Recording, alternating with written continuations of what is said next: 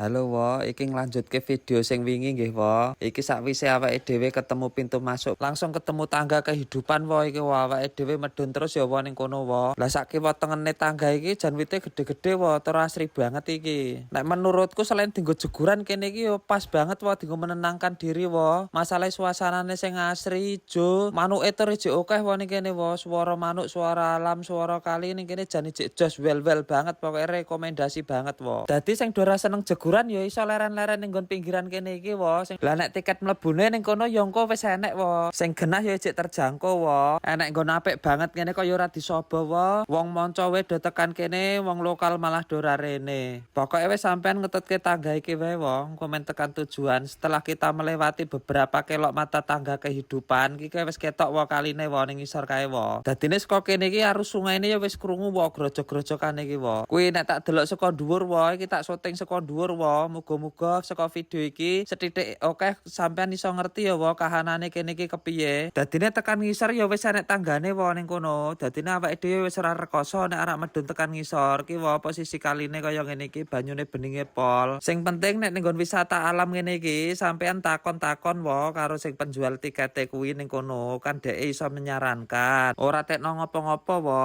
demi keselamatan bersama. Masalahe ning nggon panggon wisata ngene iki lak mesti enek aturan-aturan sing kudu dijogo to wo. Men apik dienggo pengunjunge, apik dienggo pengelola wisatane wo. Men yo kabeh padha mlakune. Dadine aku ning kene iki ora jeguran wo, wong aku gur leren-leren ning kene iki. Wedi nek pilek wo, masalahe saka ngomah aku wis diweling. Engko nek dolan ning kali ora parang jeguran. Iki tak sangoni engko ning kono ora jajan es yo. Nek jajan entuk ning jajanan sing mareki ngono kuwi wo. Dadine aku tekan kene yo go cukup video wo, video kiwa tengene sapa ngerti saka video iki bermanfaat wo. Sing do dereng tau rene apa sing do duwe kenangan ning kene iso kepengin bali meneh rene. Ya wis ya wo, cukup ngono wae ya wo. Menawi enten salah kata, salah ucap kula di ngapura nggih wo. Matur nuwun.